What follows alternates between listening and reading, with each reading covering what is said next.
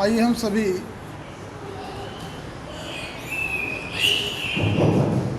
ओम आइए हम सभी एक बार एक स्वर में पवित्र गायत्री मंत्र का जाप करते हैं। ओम भूर्भुवः स्वः तत्सवितुर्वरेण्यं भर्गो देवस्य धीमहि धियो यो नः प्रचोदयात्। तूने हमें उत्पन्न किया, पालन कर रहा है तू, तुझसे ही पाते प्राण, दुखियों के कष्ट हरता है तू। तूने हमें उत्पन्न किया, पालन कर रहा है तू, तुझसे ही पाते प्राण, दुखियों के कष्ट हरता है तू। तेरा महान तेज है छाया हुआ सभी स्थान, तेरा महान तेज है छाया हुआ सभी स्थान। सृष्टि की वस्तु वस्तु में तू हो रहा है विद्यमान, सृष्टि की वस्तु वस्तु में तू हो रहा है विद्यमान। तेरा ही धरते ध्यान हम मांगते तेरी दया, तेरा ही धरते ध्यान हम मांगते तेरी दया।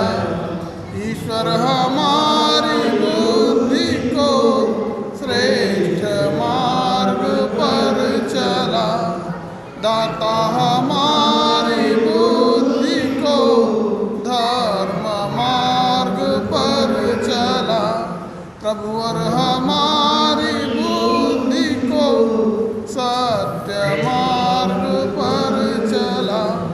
भगवान हमारी बुद्धि को वेद मार्ग पर चला। तूने हमें उत्पन्न किया, पालन कर रहा है तू, तुझसे ही पाते प्राण हम, दुखियों के कष्ट हरता है तू, दुखियों के कष्ट हरता है तू, दुखियों के कष्ट हरता है तू।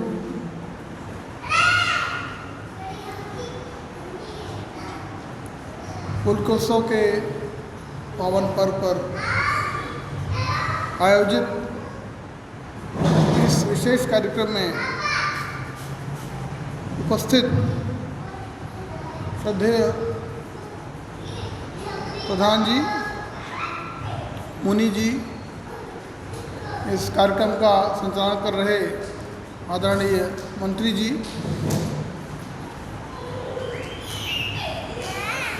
सभा को शोभावान कर रहे आर्य समाज सुभाष नगर के समस्त पदाधिकारीगण, आर्य बंधुओं, मातृशक्ति एवं प्यारे बच्चों, अभी मुझसे पूर्व बड़ी सुंदर चर्चा आपके समक्ष इस पर्व और इसके महत्व के संबंध में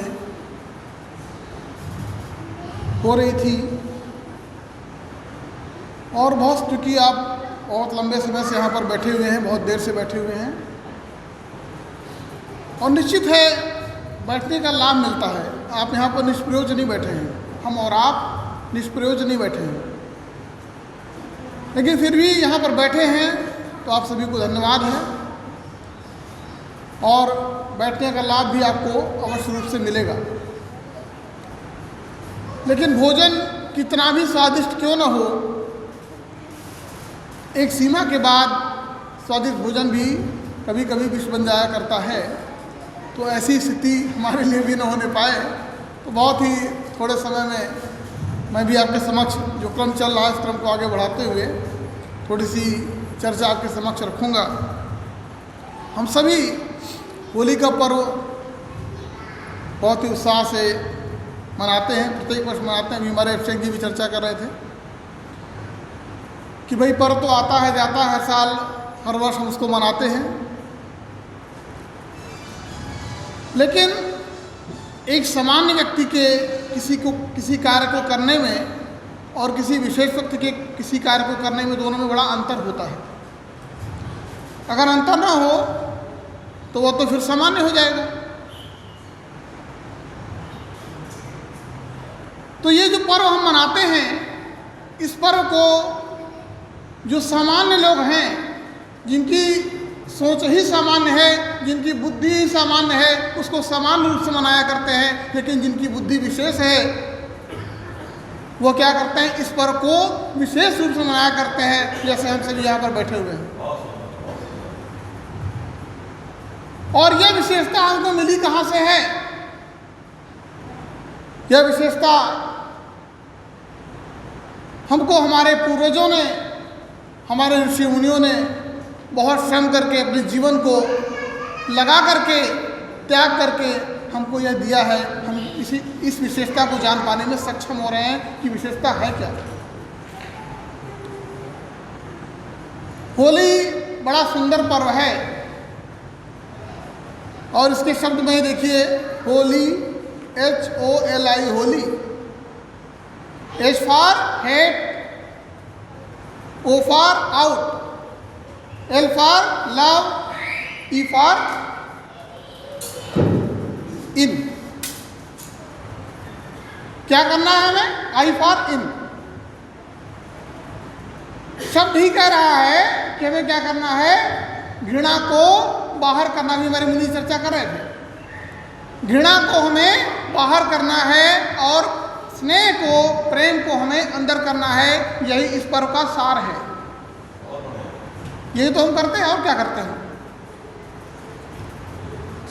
केवल ये जो हम बाह्य रूप से, अभी हमारे मुनि चर्चा बहुत सुंदर करते बाह्य रूप की, बाह्य रूप से जो केवल हम गले मिल लेते हैं, इससे हमारे मन का घृणा जाने वाला नहीं है। हमें वास्तविक रूप से मिलना कैसे है, अंतःकरण को अपने मिलाना है, आंतरिक रूप से मिलना है, वह मिलन हमारा सफल है। और केवल हम दिखावे के लिए, लोकाचार के कारण हम क्या करते हैं, केवल गले मिलते हैं। गले मिलिए, अच्छी बात है, बहुत अच्छी बात है, लेकिन गले मिलना तभी सार्थक है कि जब आपके मन के जो घृणा है उस व्यक्ति के प्रति वह निकल जाए और स्नेह जो है और उसकी पराकाष्ठा और ऊपर तक चली जाए, तो वह क्या है, आपका होली मनाना सार्थक है। इसका उदाहरण महर्षि के जीवन से क्या बढ़िया मिलेगा। अभी मैंने विगत सप्ताह महाशिवरात्रि के पर्व पर जब कार्यक्रम था, मैंने चर्चा की थी कि प्रेम की जो पराकाष्ठा है, व्यक्ति वहां तक कभी पहुंच सकता है जब वो परम पिता परमेश्वर के स्वरूप को जान करके उसमें लीन हो जाए। इतना आसान नहीं है, कहना बड़ा आसान है कि भाई प्रेम का भाव आना, स्नेह का भाव आना, प्रेम और स्नेह का भाव आना इतना आसान नहीं है। इसके लिए व्यक्ति को अपने आप को विलय करना पड़ता है, मिलाना पड़ता है, और जब विलय करता है, जब उसके रूप में मिलाने को प्रयास करता है, तब जाकर के वो प्रेम और स्नेह का भाव उसके अंदर जागृत होता है। महर्षि के जीवन को आप देखिए कि उस व्यक्ति ने, जिसने उनके प्राणों को हरने के लिए, प्राणांत करने के लिए विष दिया, जिस व्यक्ति ने हलाहल विष दिया उनका प्रणाम करने के लिए, और प्रेम की इसी पर, प्रेम और दया की इसी पराकाष्ठा होगी कि उसी व्यक्ति को महर्षि दयानंद ने आज से 140 वर्ष पूर्व 500 रुपये देकर के कहा कि जगन्नाथ तुम भाग जाओ यहाँ से, नहीं तुमको यहाँ के लोग तुमको छोड़ेंगे नहीं, तुमने बहुत बड़ी गलती कर दी है। तुमने मेरा जो क्रम चल रहा था, मेरी जो गाड़ी चल रही थी बहुत तीव्र गति में चल रही थी, और तुमने क्या किया, उस पर अचानक आकर के तुमने उस पर ब्रेक लगाने का काम किया है। तुम यहाँ से निकल जाओ, तुमको लोग छोड़ेंगे नहीं। ऐसा व्यक्ति कौन कर सकता है, करेगा कोई? हमको आपको तो कोई व्यक्ति थोड़ा सा कटु वाक्य कह दे, वो बात जाके बैठ जाती है, हम क्या से क्या कर देते हैं। लेकिन जिसके जीवन में, जीवन को समाप्त करने के लिए हलाहल विष दिया गया, उस हत्यारे को भी महर्षि दयानंद ने कितनी बड़ी उसके ऊपर दया की। ये क्या था? ये प्रेम की पराकाष्ठा थी। मनुष्य से जो प्रेम की पराकाष्ठा थी, उस प्रेम ने यह कार्य करवाया। ये सबके बस का नहीं है। तो हमारा भी दायित्व बनता है कि जो हमारे ऋषियों मुनियों की परंपरा है, ये जो सुंदर पर्व है, कितना सुंदर पर्व है कि हम रंग की परंपरा जो चली, ये क्या है? अच्छा बात है। रंग जो है उल्लास का द्योतक है। कहते हैं भाई रंगहीन होना और रंग से युक्त होना कि रंगीन होना। रंग में रंगी अच्छी बात है, लेकिन रंग ऐसा हो कि भाई पक्का हो, रंग छूटे ना, तब तो भाई बड़ी बात है। और रंग अगर कच्चा है, रंग चढ़ा फिर उतर गया, तो रंग चढ़ने का कोई मतलब नहीं। हमारे यहाँ किसी ने बड़ी सुंदर बात कही, किस रंग में रंगे? अगर आप अपने आप को रंग में रंगना चाहते हैं तो ये लाल, पीला, गुलाबी, नीला, ये रंग अस्थाई नहीं है, ये काम आने वाला नहीं। ये चढ़ेगा, उतर जाएगा। बहुत लोग इसी रंग को और रंगीन करने के लिए अभी तमाम लोग इस शाम को रंगीन कर रहे होंगे। बहुत लोगों ने दिन में किया होगा। क्या कहते हैं भाई कि थोड़ा सा वो लेंगे, कहेंगे भाई अब जाके हम त्यौहार मना रहे हैं। लेकिन कैसा है? अभी लेंगे, सुबह फिर उतर जाएगी। उतरेगी नहीं उतरेगी? उतरेगी। तो किसी ने कहा ढंग भसूड़ी सुरापान की, चढ़े और उतरे प्रभात। भंग भसूड़ी सुरापान की, चढ़े और उतर जाए प्रभात। नाम खुमारी नान का, जो चढ़ी रहे दिन रात। तो अगर आपको पान करना है तो उस परम पिता परमेश्वर के रस का पान करें, उसके ज्ञान के रस का पान करें कि जो एक बार जो नशा चढ़े तो फिर वह जीवन पर्यंत आपका उतरे ना। और वो रंग वो कैसा होना चाहिए? वो कहते हैं कि परम पिता परमेश्वर की भक्ति के रंग में अपने आप को रंग डालिए। और वो रंग कैसा होगा? पक्का होगा। वो गुलाबी, लाल, पीला नहीं होगा कि चढ़े उतर जाए। वो क्या होगा? स्थायी होगा। तो अगर आपको चाहते हैं कि पक्का रंग चढ़े, तो चढ़ने के लिए आपको क्या है? ऐसे पक्की जगह पर आना पड़ेगा जहाँ पर पक्के लोग हों। यहाँ पर कच्चे लोग नहीं हैं। कच्चे लोग ज़्यादा समय यहाँ पर टिकेंगे नहीं। यहाँ पर पक्के लोग ही टिक सकते हैं। और पक्की जगह पर आप आएंगे तो आपका काम क्या होगा? पक्का होगा। आपका लक्ष्य भी पक्का होगा और आपका रास्ता भी पक्का होगा। और आपको वहाँ पर जाना भी आपका क्या होगा? पक्का होगा कि आप पक्का पहुँचेंगे। और कच्ची जगह पर जाएंगे तो आपको कच्ची मिलेगी। इसीलिए कच्ची जगह पर न जाएं, पक्की जगह पर आएं। जमथरा से चले जाते हैं। और इस पर्व के संबंध में एक थोड़ी सी कथा जुड़ी हुई है। मैं इसको प्रत्येक वर्ष कहता जरूर हूँ, जिससे जो लोग नवागंतुक लोग तमाम लोग आते हैं उनको इसका महत्व पता चल सके। इसमें देखिए एक पौराणिक कथा जुड़ी हुई है। हम सभी जानते हैं पौराणिक कथा यह है कि आज के दिन क्या हुआ था भाई, होली कैसे मनाई जाने लगी। वहाँ पर एक घटना जोड़ी गई पौराणिक कथा कि हिरण्यकश्यप नाम का एक राजा था और उसके एक पुत्र था, उसका नाम था प्रहलाद। और हिरण्यकश्यप की एक बहन थी, उसका नाम था होलिका। और वह क्या था? जो हिरण्यकश्यप था वह आसुरी प्रवृत्ति का था, राक्षसी प्रवृत्ति का था। वह सही नहीं था।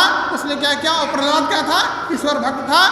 और वह जो होलिका थी उसको अग्नि में लेकर बैठ गई और होलिका जल गई और प्रहलाद बच गए। तब से हम क्या मनाते हैं? होली मनाते हैं। ये बात कुछ समझ में नहीं आती। ये बात कुछ समझ में गले के नीचे नहीं उतरती, क्योंकि अग्नि है। अग्नि का जो स्वभाव है, परम पिता परमेश्वर ने जितने भी पदार्थ बनाए हैं उनको उनके स्वभाव से युक्त कर रखा है। हर पदार्थ का अपना स्वभाव है। उस स्वभाव से वह क्या और वही उसका धर्म कहलाता है। हर पदार्थ अपने अपने धर्म से युक्त है। कोई भी ऐसा पदार्थ नहीं जो अपने धर्म से युक्त न हो। और ये तो केवल मनुष्य है, ये क्या करता है? ये धर्म को छोड़ करके अधर्म के मार्ग पर आगे बढ़ जाता है। तो हर पदार्थ जो ईश्वर ने बनाए हैं वह धर्म से अपने युक्त हैं। इसी प्रकार अग्नि है। अग्नि का भी स्वभाव क्या है? जलाना है। अग्नि के संपर्क में जो आएगा कोई बच नहीं सकता, चाहे प्रतिदिन यज्ञ करने वाला हो, अगर अग्नि के संपर्क में आएगा तो भी जलेगा, बचेगा नहीं। यहाँ पर घटना जुड़ी हुई है कि भाई प्रहलाद को लेकर के होलिका बैठी और होलिका जल गई, प्रहलाद बच गए। और तभी से हम क्या करते हैं, होली मनाने लगे। ये बात तो समझ में नहीं आती कि भाई इसमें इसके पीछे क्या तर्क है कि होलिका जल गई और प्रहलाद बच गए और फिर हम बोलते हैं होलिका मैया की जय। तो जो है ईश्वर भक्त को मारने का प्रयास कर रहा हो, उसको जलाने का प्रयास कर रहा हो, उसको नाश करने का प्रयास कर रहा हो, वह उसका हम जय कैसे बोलें? तो वास्तव में यह गलत कथा है। इस कथा का स्वरूप कुछ और है, इस कथा का वैदिक स्वरूप कुछ और है। उसको जब हम समझेंगे उनको पता लगेगा। अभी हमारे सेठ जी चर्चा कर रहे थे कि यह जो हमारा पर्व है, जितने भी पर्व हैं, इसके पीछे वैज्ञानिक रहस्य है। वैज्ञानिक रहस्य क्या है कि हमारे ऋषि मुनियों के अंदर यह था, भावना थी कि जब भी कोई चीज़ मिलता था तो उन्होंने क्या एक बात कही कि वह हमें कैसे मिला है, उस परमपिता परमेश्वर की कृपा से मिला है। उसकी कृपा से मिला है तो हमारा यह कर्तव्य बनता है कि हम उसको क्या करें, धन्यवाद ज्ञापित करें कि परमपिता परमेश्वर, ये मेरे श्रम के बाद और आपकी कृपा के उपरांत मुझे यह प्राप्त हुआ है। तो हम क्या करें कि पहले आपको क्या करें, इसको आपके लिए हम अर्पित करें।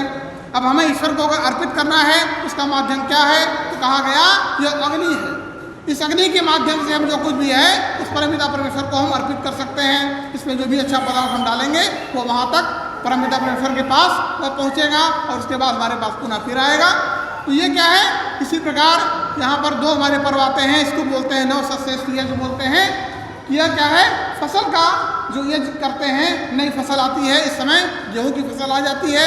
और एक दूसरा होता है जो दिवाली के आसपास कार्तिक में करते हैं, उस समय क्या होती है, चावल की धान की फसल आ जाती है। ये दोनों हैं कि जब हमको फसल प्राप्त हो गया और किसान ने मेहनत किया, वह जो फसल होती है वह किसान वहाँ पर क्या है, वही वो है हिरण के रूप में वो उसको देखता है। और जो फसल होती है वह क्या, अन्न जो होता है वो छिलके के अंदर होता है। और वो छिलका कौन है? वो छिलका जो है होलिका है। और अंदर जो वो अन्न है जो बचा हुआ है वह क्या है? वह प्रहलाद है। कि जब अन्न को जलाते हैं, छिलका पहले जलता है, बाद में अन्न उसका होता है। और इसीलिए कहा जाता है कि होली के समय में जो हम भुना हुआ जो अनाज लेकर के आते थे, पहले व्यवस्था ये थी, मैं देखता हूँ, मुझे बड़ा दुख होता है, कष्ट होता है कि हमारे समाज वारे क्या इसकी गति है, क्या दिशा है। इतनी कुंटल लकड़ियाँ जलती हैं और जलाने के पीछे उद्देश्य क्या है हमको पता नहीं है। ये क्या है? ये जो लकड़ियाँ जलती हैं ये विकृत रूप है। कभी हमारे यहाँ पूर्व काल में हमारे यहाँ जो अच्छे लोग हुआ करते थे, ऋषि मुनि हुआ करते थे, वह नगर नगर में हर जगह पर स्थान पर क्या करते थे, यज्ञ किया करते थे। और यज्ञ में उपले को जलाते थे और वहाँ पर अच्छी अच्छी सामग्री पड़ती थी। उसके उपरांत इसमें जो भुना हुआ जो अनाज है उसको लेकर के वो खाते थे, उसको हम होला बोलते हैं। तो वह चीज़ वह स्वरूप था। और आज क्या हो गया, आज हम लकड़ियों को जला रहे हैं। और जो लोग विज्ञान के हैं उसको जानते होंगे कि हमारे यहाँ सूर्यास्त के पश्चात यज्ञ करने का विधान नहीं है। उसका कारण यह है कि जब अग्नि वहाँ पर जलती है, क्योंकि पौधों की जो प्रक्रिया होती है प्रकाश संश्लेषण की, तो वह क्या होती है, वह उनकी ऑक्सीजन लेने की जो प्रक्रिया है वो हमसे विपरीत होती है। तो इसलिए क्या होता है, रात्रि काल में यह यज्ञ का निषेध किया गया है। वो चर्चा बहुत लंबी हो जाएगी, लेकिन जो पहले जो स्वरूप था उसका स्वरूप यह था कि स्थान स्थान पर नगर में यज्ञ हुआ करते थे। तो आज भी हमको वही आवश्यकता है। तो यह बाद में विकृति आ गई, लोगों ने क्या किया, उसमें अनाप शनाप पदार्थ डालने शुरू कर दिए। कोई पाता है टायर डाल रहा है, कोई उसमें गुमटी डाल रहा है, कोई न जाने क्या क्या पदार्थ लोग डाल रहे हैं और कहते हैं कि भाई हम तो होली मना रहे हैं, बुरा न मानो होली है, उठा के सब कुछ डाल दिया, प्रदूषण अलग फैला रहे हैं, फिर कहते हैं बुरा न मानो होली है। तो वास्तव में यह क्या है, यह साधारण लोगों का मनाने का तरीका है। लेकिन जो होली को विशेष मनाने का तरीका है वह आर्यों का तरीका है। वो इस प्रकार का है कि हम क्या करते हैं, अच्छे विचारों को सुनते हैं, उसका आदान प्रदान करते हैं, उसके बाद अभी हम गले भी मिलेंगे, उसके बाद हम जो भी चीज़ें हैं लोकाचार की उसको भी करेंगे। लेकिन इस पर्व की जो महत्ता है उसको हमें आपको समझने का प्रयास करना चाहिए कि कैसे हमारा जीवन, हमारे ऋषि मुनियों ने हमको जो मार्ग दिखलाया है उस पर चलने का प्रयास करें और अपने जीवन को हम सुंदर बनाएं। इस प्रकार के जो प्रकार के हम मदिरा को ले लेते हैं और मदिरा लेने के बाद हमने मदिरा पी ली, उसके बाद अनाथ शराब हमने शब्दों का प्रयोग करना शुरू किया और उसके बाद शब्दों का प्रयोग करने के उपरांत हम कहते हैं भाई हम होली मना रहे हैं, तो वास्तव में यह अनार्यों का तरीका है, यह आर्यों का तरीका नहीं है। आर्यों को जो होली मनाने का पर्व का तरीका है वह ये इस प्रकार का है। ये हमारा तरीका श्रेष्ठ होना चाहिए, अच्छा होना चाहिए कि हम क्या करें, बच्चों को लाएँ, अपने परिवार को वालों को लेकर के आएँ और उत्साह से हम होली को मनाएँ और हमारे जो ऋषि मुनियों की जो परंपरा है उसको हम क्या करें, जीवित रखें और उसको आगे बढ़ाने का प्रयास करें। तो आर्य समाज में अगर आप आएंगे तो निश्चित रूप में यह कार्य यह प्रत्येक वर्ष होली के अवसर पर सायंकालीन यह कार्यक्रम होता है। आप सभी लोग इसको पक्का मान लें कि जब भी होली होगी सायंकालीन या आर्यों की होली इस प्रकार की मनाई जाती है, इसको आप बना लें। तो आप जब भी आएँ होली के लिए पक्का है, वर्ष में एक दिन आप उसे सबके अवकाश रहते हैं, तो जब भी आपको आना हो तो होली को आप बना लेंगे। हाँ भाई होली के दिन सायंकाल कार्यक्रम होता है और आएँ। आर्य लोग कैसे होली मनाते हैं, कैसे होली के उसका कार्यक्रम होता है, ये जानने की आवश्यकता है। तो वास्तव में अगर हमें उस रंग में रंगना है, उस परमपिता परमेश्वर के रंग में रंगें, अपने जीवन को और अच्छा बनाएं और जिस प्रकार की बुराइयां हैं, जो प्रकार का हम मदिरा का पान करते हैं, तमाम प्रकार के जो इस प्रकार के पदार्थ हैं लेते हैं, उन पदार्थों को हम छोड़ें। अभी हमारे प्रधान जी ये गा रहे थे कि दुर्व्यसनों से भागें। तो कैसे भागेंगे, जब यहाँ पर आएंगे तो निश्चित रूप में आपके जो दुर्व्यसन अगर हैं भी तो अपने आप छूट जाएंगे और आपका जीवन क्या होगा, बहुत निर्मल होगा, शुद्ध है और सात्विक बन जाएगा। तो अगर हम चाहते हैं कि हमारा जीवन शुद्ध, सुंदर और सात्विक बने और हम और ऊंचाई को प्राप्त करें, तो निश्चित रूप में हमें ऐसे स्थान पर, श्रेष्ठ स्थान पर आना चाहिए।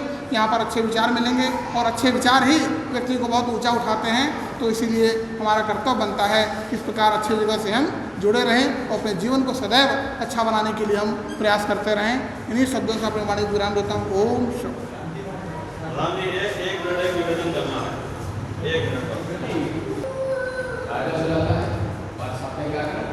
और होली के दौरान 7:30 से 10 पहले हो रहा है।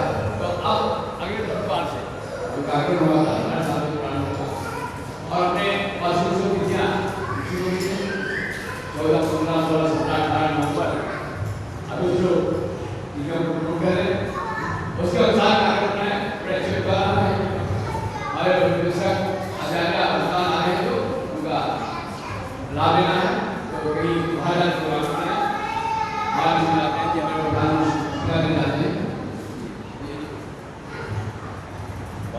निवेदन ये करना है कि जो कोरोना इसमें फिर से जो प्रॉब्लम आ रहा है, ये पिछले वाले कोरोना से 5 गुना अधिक जो है ये प्रॉब्लम 5 गुना अधिक। जैसे पहले 100 में कोई एक व्यक्ति बन रहा होता था, तो अब इतने पावर इसके अंदर है कि 100 में 5 लोग बढ़ रहे हैं। संख्या सामने से आ रही है, तो भी बहुत अधिक टेस्टिंग इसकी नहीं हो रही है। लेकिन हमारा भतीजा डॉक्टर है, बहू भी हमारी फैमिली मेडिसिन है, उससे आज मेरी बात हुई है और आ रही थी कि लखनऊ में एक डॉक्टर और उनकी पत्नी 2 डॉक्टर थे और उन्हें वैक्सीन भी लगा दिया था, लगवा दिया, फिर भी इसी कोरोना में मृत्यु हो गई। अच्छा, और भी जो है कई घटनाएं सुनने को मिल रही हैं, कई जगह बहुत फैल गया है। तो 5 गुना ज़्यादा ये पावरफुल है और कोरोना वैक्सीन बहुतों को इसलिए प्रभाव में आ रही है क्योंकि वो कोरोना बन था, ये कोरोना क्यों आ गया, कोरोना के हिसाब से वैक्सीन नहीं बनी, इसलिए नहीं ये वैक्सीन काम नहीं कर पाई। इसलिए बहुत बचाव करना है और मास्क लगाना है और हाथ भी लोगों से न मिलाएं और सैनिटाइज करते रहें और अपना ध्यान रखें, सभी बनाएं। आज भी होली मिलन समारोह जो है और हम लोग अभिवादन करेंगे, हाथ धो के बधाई करेंगे, नमस्ते करेंगे और उसके पश्चात आदि है अपने घर में सभी लोग